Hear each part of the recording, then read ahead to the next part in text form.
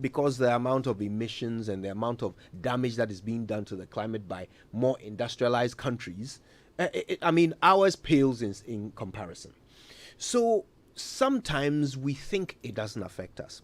But the reality of climate change is happening all around us, and it is costing us a lot, not just in loss of property, but loss of life and loss of even our physical environment, loss of land.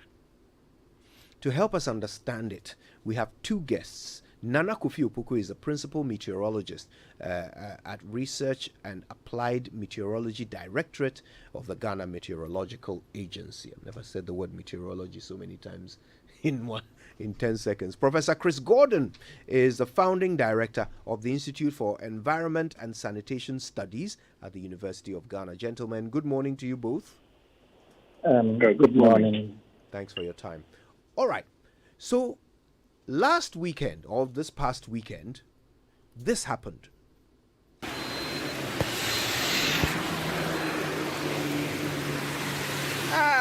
We are in Accra, and look at what is happening. We are stuck. You can't see your room. You see, baby, Accra. Obisun Accra. Wow. It's Accra. Wow. It is Accra, man.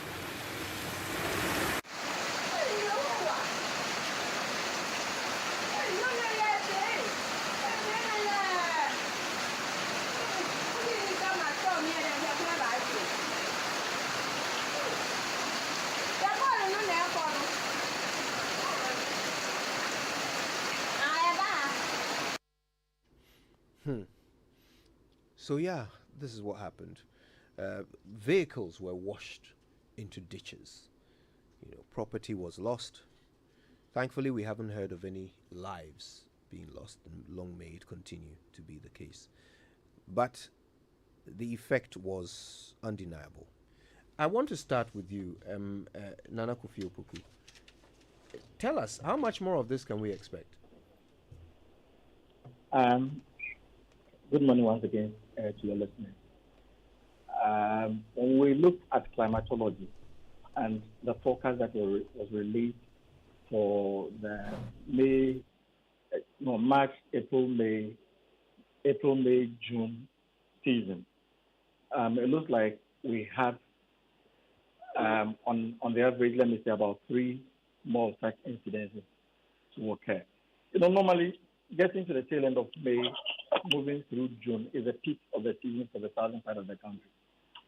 And at the peak of the season for the southern part of the country, especially in the month of June, an average of 3 major rainfall incidences, such as occurred over the weekend, occurred.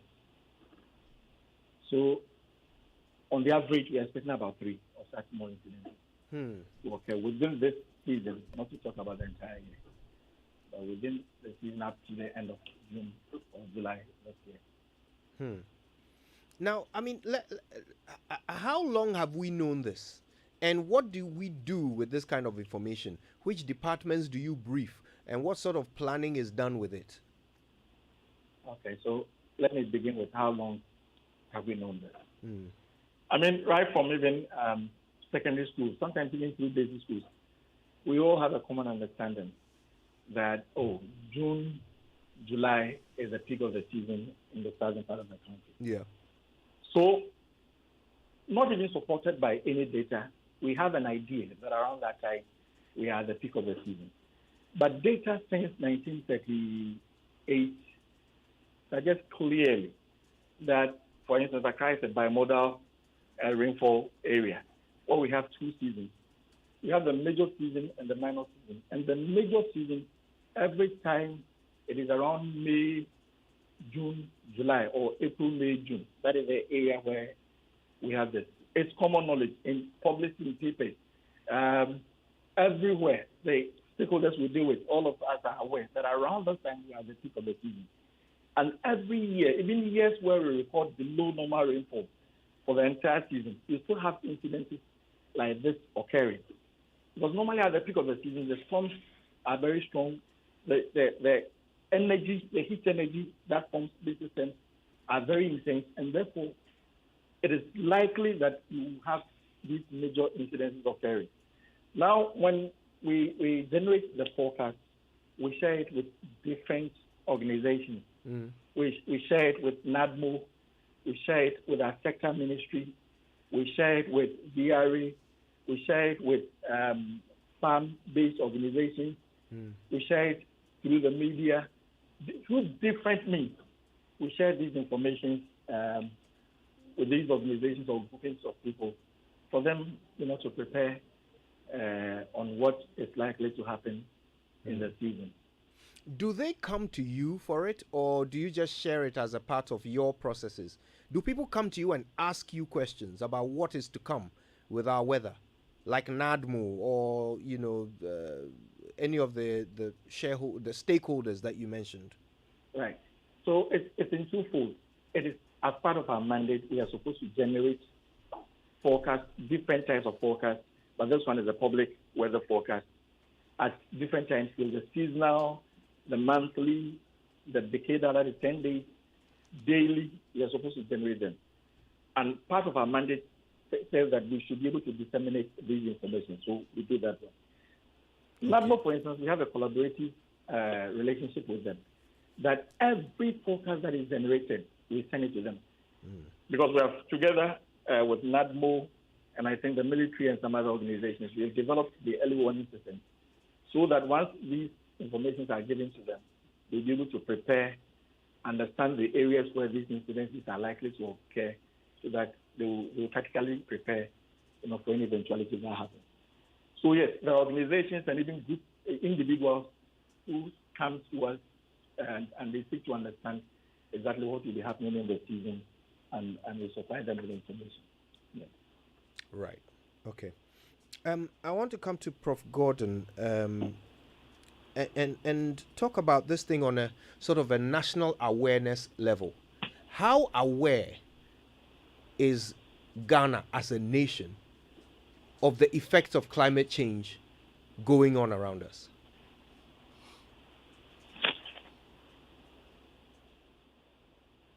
Do we have Prof. Gordon on the line? Hello, do we have Professor? Hear me? Yes. Yeah, I said you have asked a very, very interesting question. You've asked about awareness. Awareness has nothing to do with responsibility.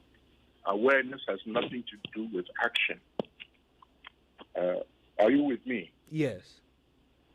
So you can have a case where somebody's trousers are falling down and their panties are exposed, and you tell the person that, oh, there's a problem at your back.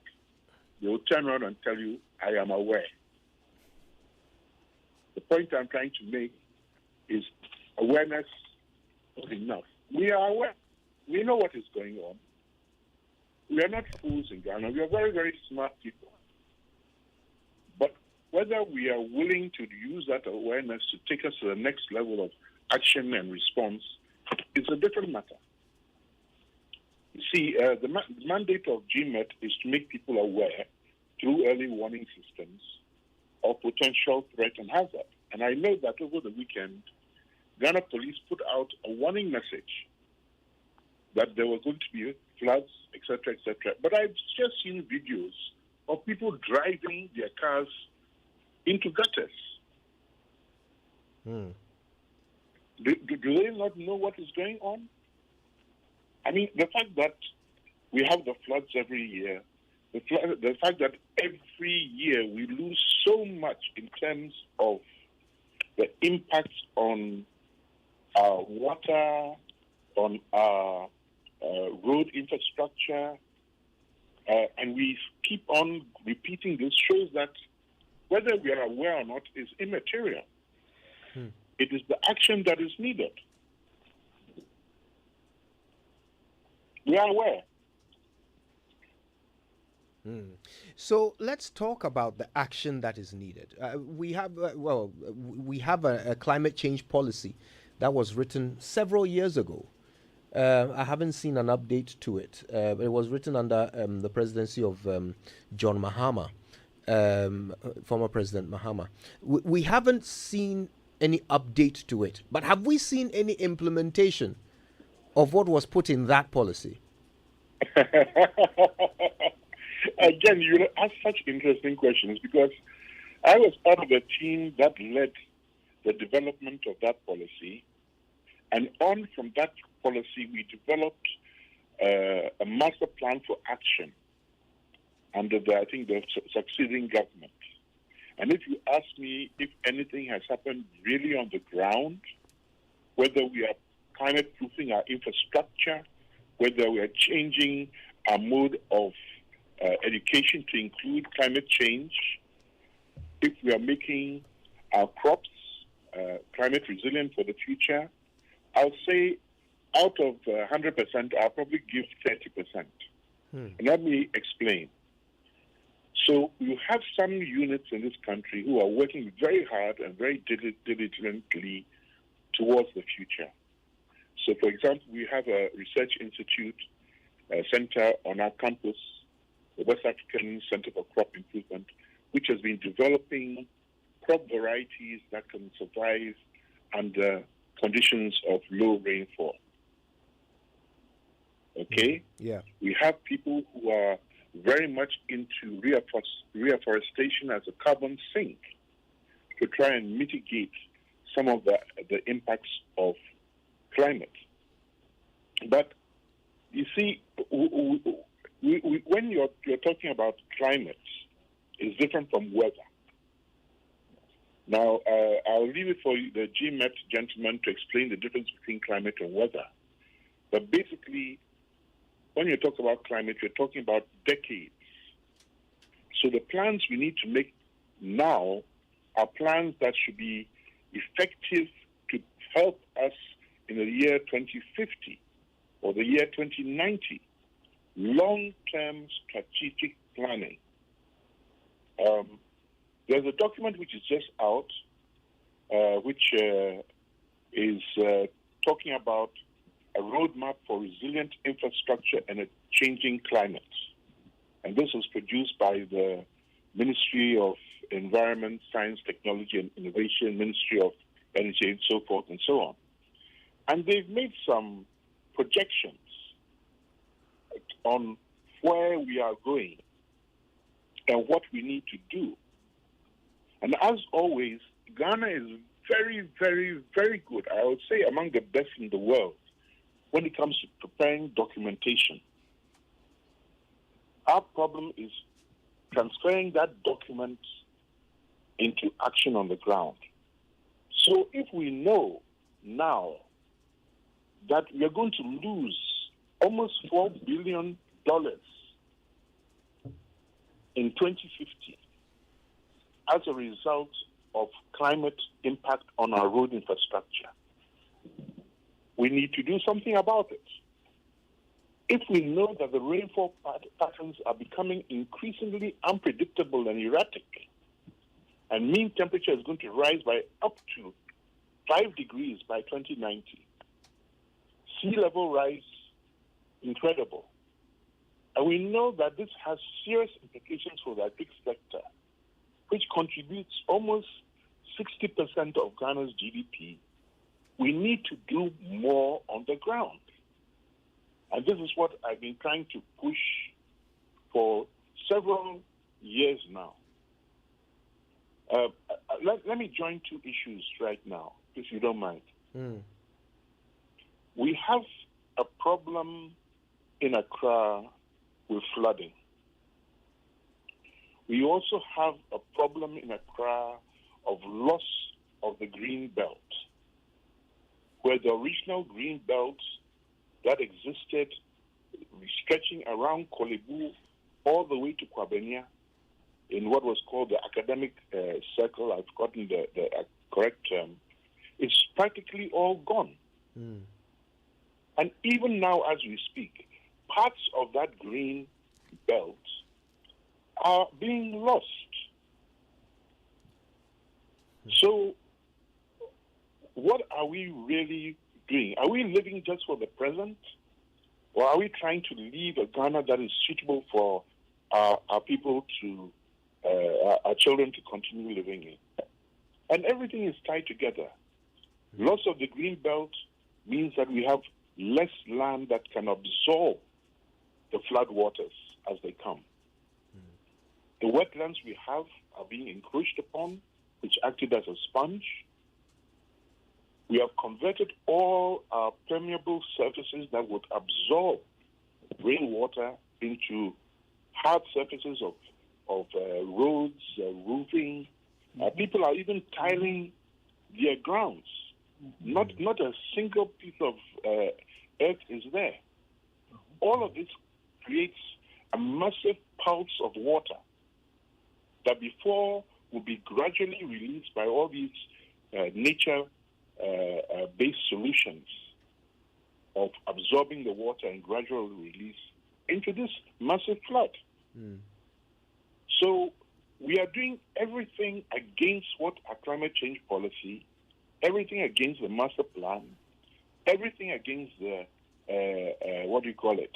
the resilient infrastructure roadmap is saying, everything against the National Adaptation Plan, which is still being developed.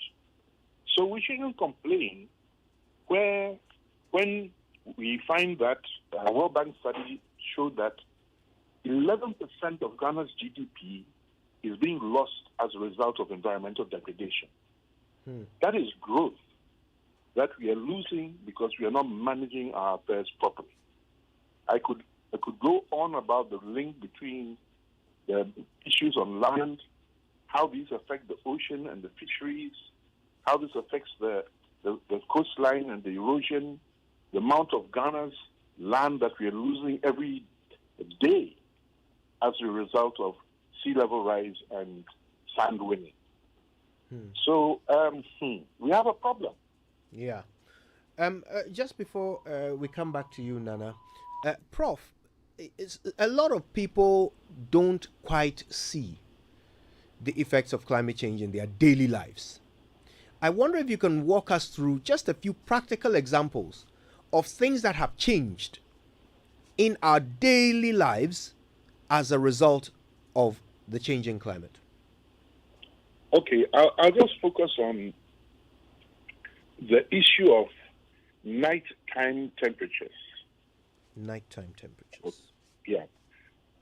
Over the last 20 years or so, the number of high nighttime temperature days has increased. Okay? And as a result of that, more people have to resort to fans or air conditioner if you can afford. These both contribute to your power bill. And that higher power bill then erodes the amount of disposable income you have for your household expenses.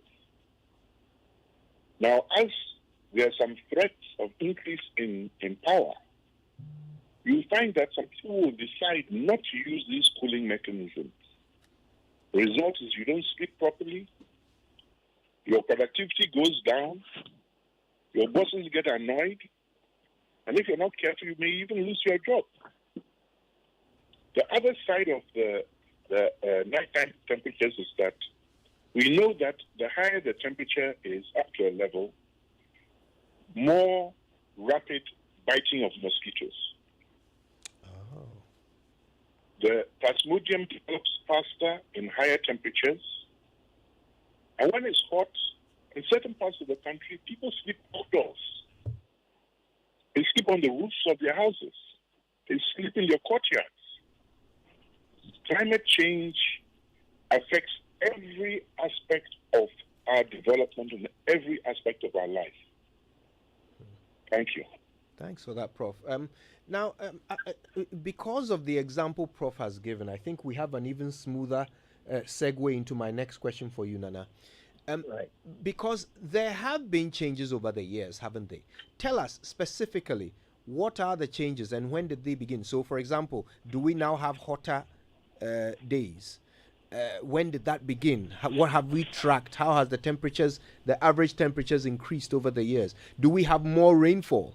Does it start earlier in the year? Have the seasons actually changed? Has Hamatan been affected? What are the physical evidence that we have of climate change in our weather? Right. I think Prof has mentioned a lot of issues, but let me get back to the data that we generate here. Now, for instance, when we talk about the climate change events, we are looking at a myriad of climate variables. I want to single out 3 or 4 key variables to make the point here. The first one is the temperatures that we record. There is an undeniable fact that the minimum temperatures, what Prof called the night temperatures, as well as even the day temperatures, what we here refer to as the maximum temperatures over the country, is increasing. When you plot your data and you append your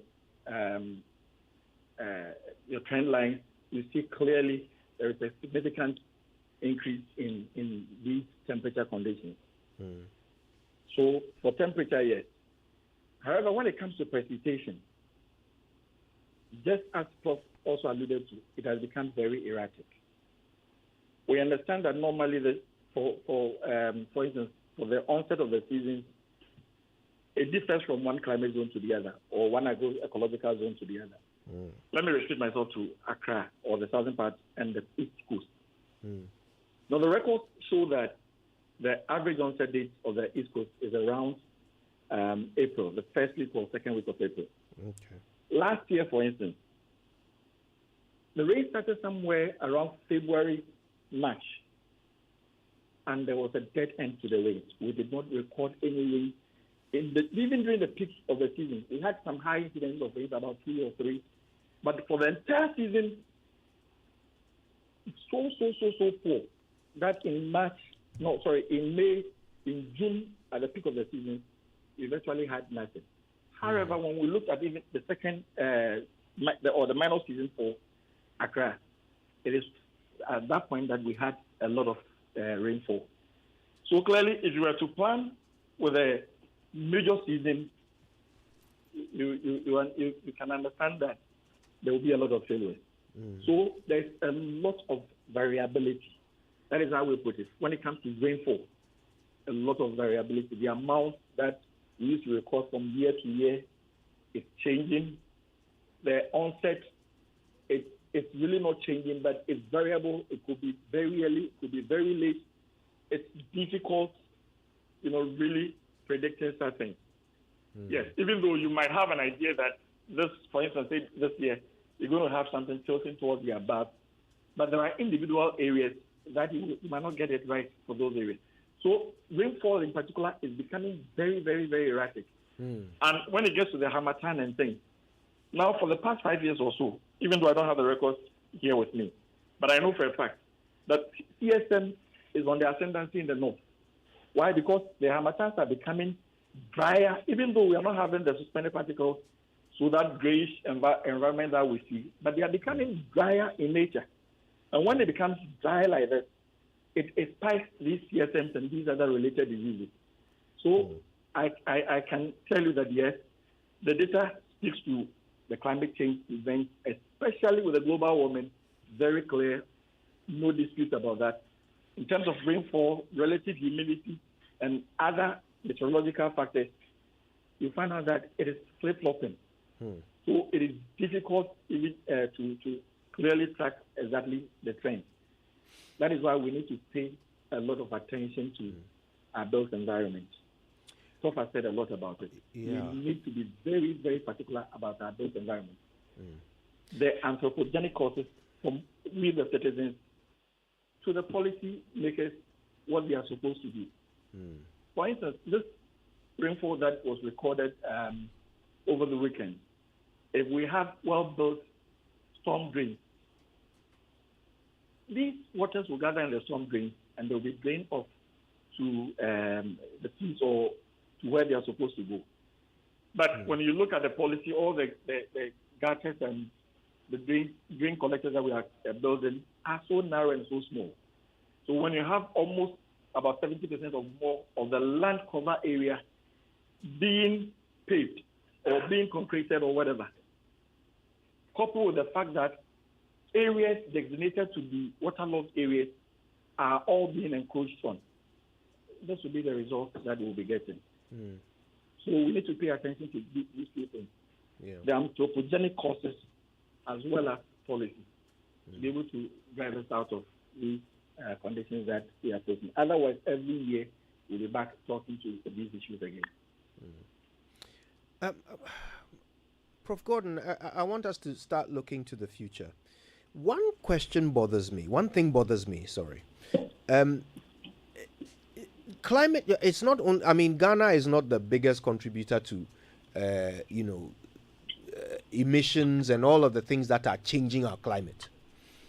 There are bigger nations making bigger contributions to this direction that the planet is taking. But we are feeling the effects. So are we helpless when it comes to, protecting ourselves or turning the tide? Are we helpless? Do we have no options? Bearing in mind that we are not the biggest polluters, no matter what we do, if other countries continue what they are doing, we will still have these effects, won't we? You're right and wrong, but I'm glad again you've raised this issue because our president at the COP26 made a very, very important statement on behalf of the developing nations. And he alluded to the fact that Ghana acknowledges the importance and effects of climate change, but we also have to also protect our development. And that a balance must be struck between our social needs, our economic and environmental imperatives. And that's actually a quote from the speech he gave.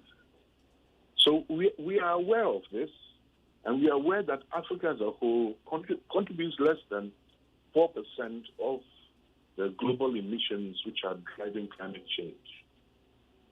But we have something known as a tipping point. Your listeners who know, what do you call it, seesaw up and down, seesaw up and down. Things are in balance.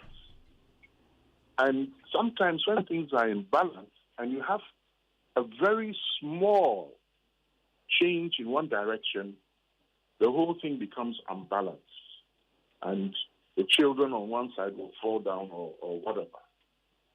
So it doesn't matter that Ghana actually contributes a small amount. And in fact, not so long ago, Ghana was a net sink of carbon dioxide, i.e., we absorbed more than we produced. The change that has caused us to be emitters is simply because we have cut down our forests. It's as simple as that. But the point I really want to bring up is that it doesn't matter how little a nation produces. That little may be the amount that is required for us to pass that tipping point, and the whole system will collapse. Now, we have to be sure that there's some equity and justice in this. That is at the international level, that we cannot be burdened with the problems that are being created by the developed nations without them coming in to help. And they were supposed to provide 100 billion, that's B, not M, 100 billion a year to help developing nations change their economies to circular economies, green transitions, to help us reduce the impacts of climate change. But at the same time, that issue of equity and justice has to operate internally. Now, I'm going to say something here which may be controversial. But if your life as a peasant farmer, where you are with your hoe and cutlass under the heat, you feel the effect of climate change because you no longer can work as you used to. Now compare that to a government dignitary who sleeps in the air-conditioned bedroom, drives an air-conditioned car to his air-conditioned office. He doesn't feel climate change. Climate change is going to increase the gap between rich and poor in the quality of their life. And that is not fair. That is not equitable. So we shouldn't see climate change just as an environmental issue. We have to see it as a social issue which can drive nations to a point where people are so unhappy about the current situation, as has happened in several other countries around the world. Prof. Gordon, you've given us a lot to chew on, and so have you, Nana Kofi Opoku. It just shows that this can only be the beginning of an ongoing conversation. So we appreciate your time this morning, but we've got to do this again as soon as possible and get into more of the issues so people start to understand how individually we can all contribute to reversing the effects of climate change around us. Prof. Chris Gordon, founding director of the Institute for Environment and Sanitation Studies at the University of Ghana, thank you for your time. Nana Kofi Opoku, principal meteorologist at the Research and Applied Meteorology Directorate of the Ghana Meteorological Agency, we appreciate your time with us. It's the Super Morning Show. More after these.